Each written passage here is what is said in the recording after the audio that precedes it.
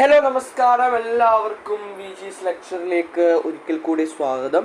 അപ്പം നമ്മളുടെ ചാനൽ ഇവിടെ ആരംഭിക്കുകയാണ്. അപ്പം നമ്മൾ ചെയ്യാൻ പോകുന്ന കാര്യം എന്ന് പറയുന്നത്, ഇന്നത്തെ ക്ലാസ്സിൽ നമ്മൾ ചെയ്യാൻ പോകുന്നത് നമ്മളുടെ കോൺസ്റ്റിറ്റ്യൂഷൻ എന്ന് പറയുന്ന നമ്മുടെ സബ്ജക്റ്റ് ഉണ്ട് അല്ലേ, അതായത് ഇന്ത്യൻ ഭരണഘടന അല്ലേ.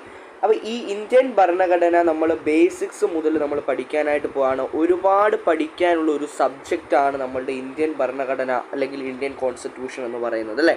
അപ്പം അതിൽ നമ്മൾ ബേസിക്സ് മുതൽ നമ്മൾ ഇന്ന് പാർട്ട് 1 ആണ് ആരംഭിക്കുന്നത്. ബേസിക്സ് മുതൽ നമ്മൾ എന്ത് ചെയ്യും, പഠിച്ച് ഓരോ പാർട്ടിൽ പഠിച്ച് നമ്മൾ മുഴുവനും കംപ്ലീറ്റ് ചെയ്യുന്നതാണ്. നമ്മുടെ ചാനലിൽ അതിൻ്റെ വീഡിയോസ് വരുന്നതാണ്. അപ്പോൾ നമുക്ക് എന്ത് ചെയ്യാം, ഇന്ന് ബേസ് മുതൽ നമുക്ക് പഠിച്ച് ആരംഭിക്കാം. അപ്പോൾ നമുക്ക് എന്ത് ചെയ്യാം, വേഗം തന്നെ നമ്മുടെ ഇന്ത്യൻ ഭരണഘടനയുടെ ഓരോ ഭാഗവും നമുക്ക് എന്ത് ചെയ്യാം, കൃത്യമായി ആരംഭിക്കാം. സോ റെഡി ആണെങ്കിൽ എല്ലാവരും ഒന്ന് പറയുക, നമുക്ക് വേഗം സ്റ്റാർട്ട് ചെയ്യാം. Okay, yes. അപ്പോൾ നോക്കിക്കോളൂ, നമ്മൾ ഭരണഘടനയിലേക്ക് വരുമ്പോൾ ആദ്യം നമ്മൾ മനസ്സിലാക്കേണ്ട ഒരു കാര്യമുണ്ട്. എന്താണ് ആദ്യം നമ്മൾ മനസ്സിലാക്കേണ്ട കാര്യം? ഭരണഘടനയിലേക്ക് വരുമ്പോൾ ആദ്യം മനസ്സിലാക്കേണ്ട കാര്യം എന്താ? സിമ്പിളായിട്ട് എന്താ ഒരു ഭരണഘടന എന്ന് നിങ്ങൾ മനസ്സിലാക്കണം അല്ലേ. അതല്ലേ ഏറ്റവും വലിയ കാര്യം.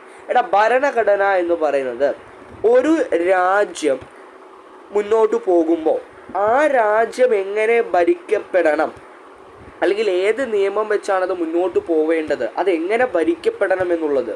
അതോടൊപ്പം തന്നെ ഓരോ പൗരന്മാരുടെയും മൗലിക അവകാശങ്ങളുണ്ട്. അതോടൊപ്പം തന്നെ അവരുടെ അവകാശങ്ങളും അവർ പാലിക്കേണ്ട കാര്യങ്ങളുമുണ്ട്. ഇതെല്ലാം എഴുതി വച്ചിരിക്കുന്ന ഒരു നിയമപുസ്തകമാണ് ഇന്ത്യൻ ഭരണഘടന എന്ന് പറയുന്നത്. അപ്പോൾ ഭരണഘടന എന്ന് പറയുന്നത് എന്താണ് എന്ന് ചോദിച്ചാൽ, ഒരു രാജ്യത്തിൻ്റെ പരമോന്നത നിയമ സംഹിതയാണ് ഭരണഘടന എന്ന് പറയുന്നത് അല്ലേ. അപ്പോൾ അതിലെന്താണുള്ളത്? ഒരു രാജ്യം എങ്ങനെ ഭരിക്കപ്പെടണം, സർക്കാരിൻ്റെ വിവിധ വിഭാഗങ്ങൾ, എക്സിക്യൂട്ടീവ്, ലെജിസ്ലേച്ചർ, ജുഡീഷ്യറി, ഇതൊക്കെ എന്താണ്, സർക്കാരിൻ്റെ വിവിധ തരത്തിലുള്ള വിഭാഗങ്ങളാണ്. എക്സിക്യൂട്ടീവ്, ലെജിസ്ലേച്ചർ, ജുഡീഷ്യറി, ഇപ്പോൾ ഇതൊക്കെ സർക്കാരിൻ്റെ വിവിധ വിഭാഗങ്ങളാണ്. ഇതൊക്കെ എങ്ങനെ പ്രവർത്തിക്കണം, അതോടൊപ്പം തന്നെ പൗരന്മാരുടെ അവകാശങ്ങളും അവരുടെ കടമകളും എന്തൊക്കെയാണ് എന്നിവ നിർവചിച്ചിരിക്കുന്ന നോക്കിയേ, അതൊക്കെ എന്തൊക്കെയാണ് എന്ന് നിർവചിച്ചിരിക്കുന്ന ഒരു അടിസ്ഥാന രേഖയാണ് ഇതെന്ന് പറയുന്നത് അല്ലേ. അപ്പോൾ ഇതാണ് ഒരു ഭരണഘടന. അപ്പോൾ ഒരു ഭരണഘടന എന്താണെന്ന് നിങ്ങൾക്ക് കൃത്യമായി മനസ്സിലായല്ലോ. ഒരു രാജ്യത്തിൻ്റെ പരമോന്നത നിയമസംഹിതയാണ് നമ്മളുടെ ഭരണഘടന എന്ന് പറയുന്നത് അല്ലേ. അപ്പോൾ അതിലൊരു രാജ്യം എങ്ങനെയാണ് പ്രവർത്തിക്കേണ്ടത്, എങ്ങനെയാണ് ഭരിക്കേണ്ടത്, അതോടൊപ്പം തന്നെ സർക്കാരിൻ്റെ വിവിധ വിഭാഗങ്ങൾ അത് എങ്ങനെ പ്രവർത്തിക്കണം, അതോടൊപ്പം തന്നെ പൗരന്മാരുടെ അവകാശങ്ങൾ അവരുടെ കടമകൾ എന്തൊക്കെയാണെന്ന് എഴുതി വെച്ചിരിക്കുന്ന ഒരു പുസ്തകമാണ് ഭരണഘടന എന്ന് പറയുന്നത് അല്ലേ. ആണ്. അപ്പോൾ നമ്മൾ എന്താ ഭരണഘടന എന്നൊന്ന് ബേസിക് ആയിട്ടുള്ള കാര്യം നമ്മൾ മനസ്സിലാക്കി. ഇനിയും ഭരണഘടന എന്ന് പറയുന്നത് 2 തരത്തിലുള്ള ഭരണഘടനയുണ്ട്. ഞാനത് വളരെ പെതുക്ക് നിങ്ങൾക്ക് പറഞ്ഞു തരാം, എന്നാലേ അത് മനസ്സിലാകത്തുള്ളൂ. കുറച്ച് ബുദ്ധിമുട്ടുള്ളൊരു കാര്യമാണ്, എല്ലാവരും ശ്രദ്ധിച്ചിരിക്കുക കേട്ടോ. ഭരണഘടന എന്ന് പറയുമ്പോൾ നമ്മൾ ഭരണഘടന എടുക്കുമ്പോൾ 2 തരത്തിലുള്ള ഭരണഘടനയുണ്ട്. അതായത് ഏതൊക്കെയാണ്? ലിഖിത ഭരണഘടനയും അലിഖിത ഭരണഘടനയും ഉണ്ട്. ലിഖിത ഭരണഘടന, അലിഖിത ഭരണഘടന, ലിഖിത അലിഖിത, അങ്ങനെ 2 തരത്തിലുള്ള ഭരണഘടനയാണ് ഉള്ളത്. അതിൽ ഈ ലിഖിത ഭരണഘടന എന്ന് പറഞ്ഞാൽ എന്താണെന്നറിയാവോടാ? എഴുതപ്പെട്ട ഭരണഘടന, അതായത് കൃത്യമായി ഒരു പുസ്തക രൂപത്തിൽ എഴുതപ്പെട്ട ഭരണഘടനയാണ്. കൃത്യമായി ഒരു പുസ്തക രൂപത്തിൽ എഴുതപ്പെട്ട ഭരണഘടനയാണ് നമ്മൾ എന്തു പറയുന്നത്? നമ്മൾ ലിഖിത ഭരണഘടന. എന്താ പറയുന്നത്? ലിഖിത ഭരണഘടന എന്ന് പറയുന്നത്. അപ്പോൾ അത് കൃത്യമായി എഴുതപ്പെട്ട ഭരണഘടനയാണ് നമ്മളുടെ ലിഖിത ഭരണഘടന എന്ന് പറയുന്നത്. ഇപ്പം നമ്മുടെ രാജ്യം എടുത്തു നോക്കിക്കേ, ഇന്ത്യ എന്ന രാജ്യം എടുത്തു നോക്കിയാൽ ഏറ്റവും വലിയ എഴുതപ്പെട്ട ഭരണഘടനയാണ് നമ്മുടെ രാജ്യത്തിൻ്റേത് എന്ന് പറയുന്നത് അല്ലേ. അപ്പോൾ ഒരു പുസ്തക രൂപത്തിൽ കൃത്യമായി എഴുതി വെക്കപ്പെട്ട ഒരു ഭരണഘടനയാണ് ലിഖിത ഭരണഘടന. ഇനി അലിഖിത ഭരണഘടന എന്ന് പറഞ്ഞാൽ എന്താണ്? എഴുതപ്പെടാത്ത, അതായത് കൃത്യമായി ഒരു പുസ്തക രൂപത്തിൽ എഴുതിപ്പെടാത്ത ഭരണഘടന എന്നേ അർത്ഥമുള്ളൂ അല്ലേ. അപ്പോൾ അലിഖിത എന്ന് പറഞ്ഞാൽ അതിൻ്റെ അർത്ഥം എന്താ? കൃത്യമായി ഒരു പുസ്തക രൂപത്തിൽ എഴുതി തയ്യാറാക്കിയിട്ടുള്ളതല്ല അല്ലേ. അപ്പോൾ ഒരു പുസ്തക രൂപത്തിൽ എഴുതി തയ്യാറാക്കാത്തത് എന്ന അർത്ഥമാണുള്ളത്. ഒരു പുസ്തക രൂപത്തിൽ നോക്കിക്കോളൂ, ഒരു പുസ്തക രൂപത്തിൽ എഴുതി തയ്യാറാക്കാത്തത്,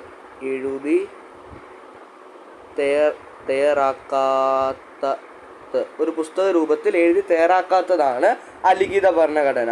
ഇപ്പം നമ്മളുടെ ബ്രിട്ടൻ ഒരു അലിഖിത ഭരണഘടനയാണ് അവിടെ ഉള്ളത്.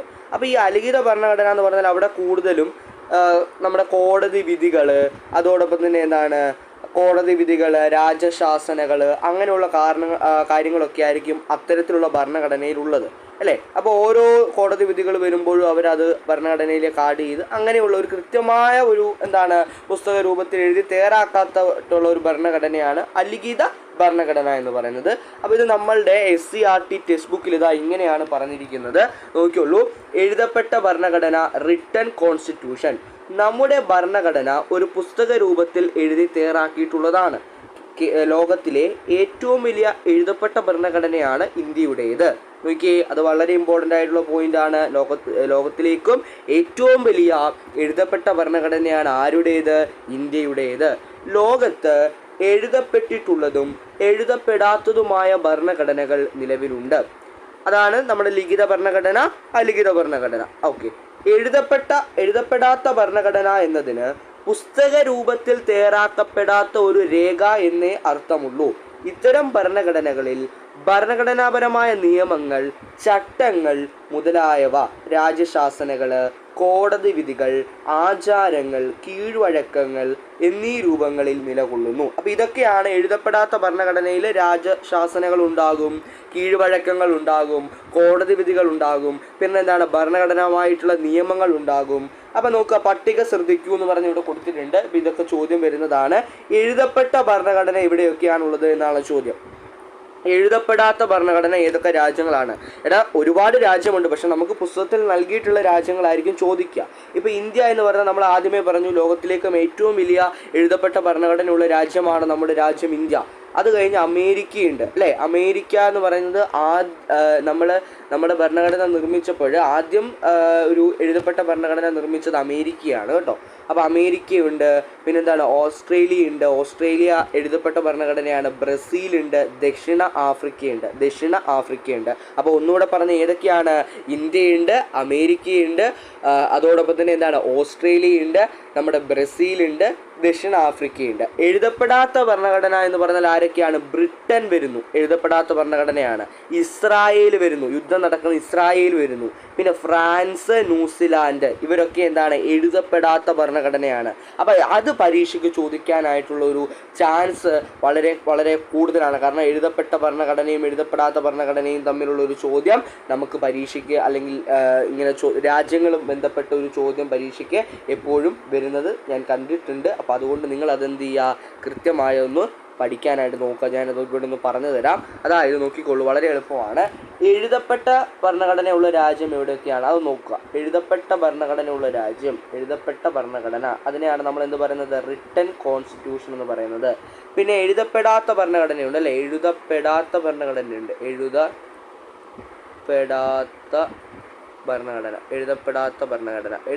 ഭരണഘടന എന്ന് പറഞ്ഞാൽ അൺറിട്ടൺ കോൺസ്റ്റിറ്റ്യൂഷനാണ് അല്ലേ.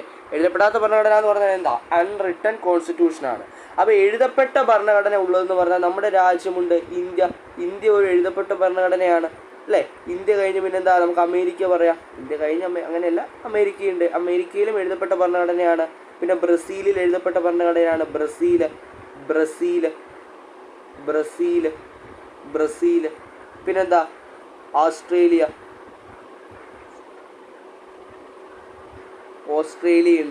ഓസ്ട്രേലിയയുണ്ട്. പിന്നെന്താണ് ദക്ഷിണാഫ്രിക്ക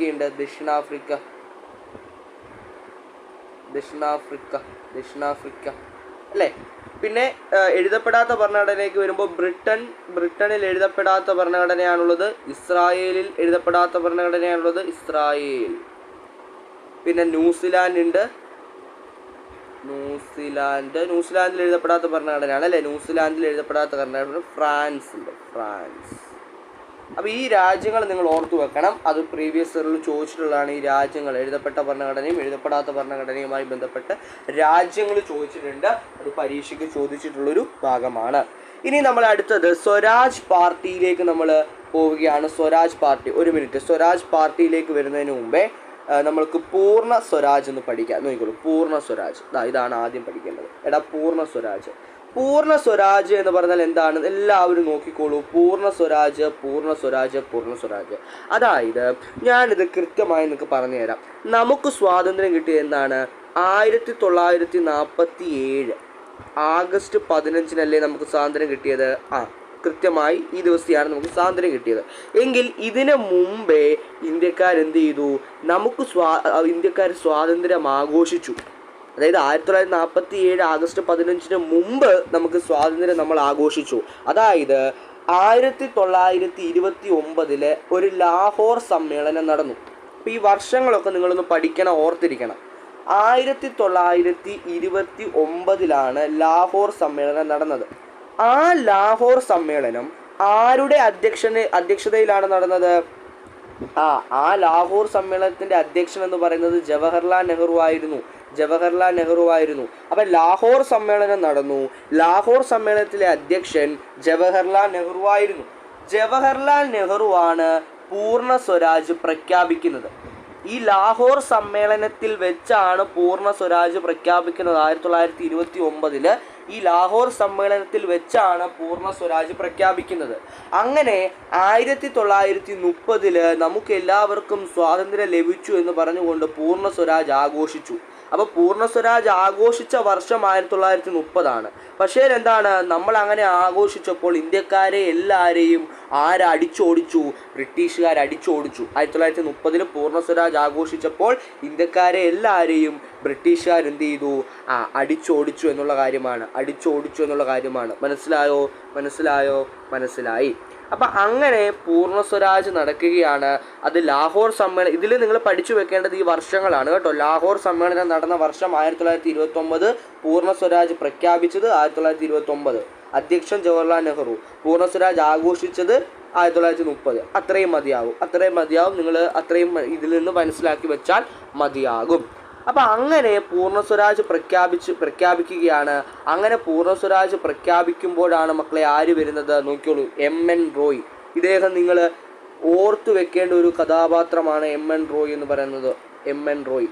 അതായത് നമുക്ക് സ്വാതന്ത്ര്യം ലഭിച്ചാൽ നമുക്ക് ആദ്യം വേണ്ടത് സ്വാതന്ത്ര്യമല്ല, നമുക്കൊരു ഭരണഘടനയാണ് ആദ്യം വേണ്ടത്. കാരണം നമുക്ക് പെട്ടെന്നൊരു സ്വാതന്ത്ര്യം ലഭിച്ചാൽ നമുക്ക് അത് എങ്ങനെ നമ്മൾ ആ രാജ്യത്തെ ഭരിക്കണം എന്നുള്ളത് നമുക്കറിയാതെ പോകും. അപ്പോൾ അതുകൊണ്ട് തന്നെ സ്വാതന്ത്ര്യത്തിന് മുമ്പേ നമുക്ക് വേണ്ടിയത് ഒരു കൃത്യമായ ഭരണഘടനയാണ് എന്ന് പറഞ്ഞ വ്യക്തിയാണ് MN റോയ്. അത് ചോദിച്ചിട്ടുണ്ട്. അതായത് ഭരണഘടന രൂപീകരിക്കണമെന്ന് ആദ്യമായി ആവശ്യം ഉന്നയിച്ച വ്യക്തിയായിരുന്നു ആര്? നമ്മുടെ MN റോയ്. അതായത് ഭരണഘടന ആദ്യം വേണം, ആദ്യം നമുക്ക് വേണ്ടിയത് ഭരണഘടനയാണ് എന്ന് പറഞ്ഞ വ്യക്തി MN റോയ് ആയിരുന്നു. ഈ MN റോയ് നമ്മുടെ CPIയുടെ സ്ഥാപകനാണ്. കമ്മ്യൂണിസ്റ്റ് പാർട്ടി ഓഫ് ഇന്ത്യ, CPIയുടെ സ്ഥാപകനായിരുന്നു. ഇദ്ദേഹം എഴുതിയ ഒരു ബുക്കായിരുന്നു ഈ ബുക്ക്, ഇന്ത്യ ഇൻ ട്രാൻസിഷൻ എന്ന് പറയുന്ന ഒരു ബുക്ക് ഇദ്ദേഹം എഴുതിയിട്ടുണ്ട്. MN റോയ് എഴുതിയതാണ്. ഇദ്ദേഹം ഒരു പത്രം, അതായത് ഇദ്ദേഹത്തിൻ്റെ ഒരു പത്രമായിരുന്നു ഇന്ത്യൻ പാട്രിയറ്റ് എന്ന് പറയുന്ന ഒരു പത്രം, ഇദ്ദേഹത്തിൻ്റെ പത്രമായിരുന്നു. അപ്പോൾ അതോടൊപ്പം തന്നെ ഇദ്ദേഹം ആവിഷ്കരിച്ച ഒരു പദ്ധതിയായിരുന്നു ജനകീയ പദ്ധതി. അതാരാവിഷ്കരിച്ചു? ഇദ്ദേഹം ആവിഷ്കരിച്ചു. ജനകീയ പദ്ധതി ആവിഷ്കരിച്ചു. ഇതൊക്കെയും ചോദ്യങ്ങളായി വന്നിട്ടുള്ള കാര്യങ്ങളാണ്. പറഞ്ഞ് മനസ്സിലായോ? ഓക്കെ. അത് കഴിഞ്ഞ് നമ്മൾ ഇനി നേരെ വരുന്നത് നമ്മുടെ പൂർണ്ണ സ്വരാജ് പാർട്ടിയിലേക്കാണ്. സ്വരാജ് പാർട്ടി, അതായത് ഭരണഘടന വേണമെന്ന് ആദ്യമായി ആവശ്യം ഉന്നയിച്ച വ്യക്തി MN റോയ്. നമ്മൾ പഠിച്ചു, ആദ്യമായി ആവശ്യം ഉന്നയിച്ച വ്യക്തി MN റോയ് ആണ്. പക്ഷെങ്കിൽ ഭരണഘടന വേണമെന്ന് ആദ്യമായി ആവശ്യം ഉന്നയിച്ച പാർട്ടി എന്ന് പറയുന്നത് സ്വരാജ് പാർട്ടിയാണ്. ഈ സ്വരാജ് പാർട്ടി 1923 ജനുവരി 1 ഈ സ്വരാജ് പാർട്ടി ആരംഭിക്കുന്നത്. അപ്പം അങ്ങനെ സ്വരാജ് പാർട്ടി ആദ്യമായി ഭരണഘടന വേണമെന്ന് പറഞ്ഞ പാർട്ടിയാണ് സ്വരാജ് പാർട്ടി. ആ സ്വരാജ് പാർട്ടിയിലെ ആദ്യ പ്രസിഡന്റ് എന്ന് പറയുന്നത് CR ദാസ് ആണ്. ആദ്യ സെക്രട്ടറി എന്ന് പറയുന്നത് മോത്തിലാൽ നെഹ്റു ആണ്. ഇത് ചോദിക്കുമേ. സ്വരാജ് പാർട്ടിയുടെ ആദ്യ പ്രസിഡന്റ് CR ദാസും ആദ്യ സെക്രട്ടറി മോത്തിലാൽ നെഹ്റുവുമാണ്. റെഡിയാണല്ലോ? അത് മനസ്സിലായി. അപ്പം അങ്ങനെ ഇവര് പൂർണ്ണ സ്വരാജ് നടന്നു. MN റോയിയെ പറ്റി നമ്മൾ പഠിച്ചു. സ്വരാജ് പാർട്ടി പഠിച്ചു. പക്ഷെ നമ്മൾ അന്നത്തെ ഇന്ത്യയുടെ കാര്യങ്ങളെല്ലാം നോക്കിയിരുന്നത് ആരായിരുന്നു? INC ആയിരുന്നു. INC ഇന്ത്യൻ നാഷണൽ കോൺഗ്രസ് ആയിരുന്നു, അല്ലേ? അപ്പോൾ ഇന്ത്യൻ നാഷണൽ കോൺഗ്രസിലേക്ക് ഇതെത്തുകയാണ് അല്ലേ? അപ്പോൾ ഇവരെന്താ പറഞ്ഞത്? ഇന്ത്യൻ നാഷണൽ കോൺഗ്രസ്സിൽ ആദ്യമായി എന്താണ് ഭരണഘടനാ നിർമ്മാണ സഭയെക്കുറിച്ച് ചർച്ച ചെയ്ത INC സമ്മേളനം. അതായത് ഇത് നമുക്ക് ഭരണഘടന വേണമെന്ന് പുറത്ത് ആളുകൾ പറയുന്നുണ്ട്, ഭരണഘടന യഥാർത്ഥത്തിൽ വേണോ, അല്ലെങ്കിൽ ആ ഭരണഘടനയെ പറ്റി ചർച്ച ചെയ്ത INC സമ്മേളനം 1930 ബോംബെ സമ്മേളനമായിരുന്നു. ഏതായിരുന്നു? 1934 ബോംബെ സമ്മേളനമായിരുന്നു. അന്ന് ആ ഒരു ബോംബെ സമ്മേളനത്തിലെ അധ്യക്ഷ പദവി അലങ്കരിച്ചത് രാജേന്ദ്ര പ്രസാദ് ആയിരുന്നു, അല്ലെങ്കിൽ അധ്യക്ഷൻ ആരായിരുന്നു? രാജേന്ദ്ര പ്രസാദ് ആയിരുന്നു. മനസ്സിലായോ?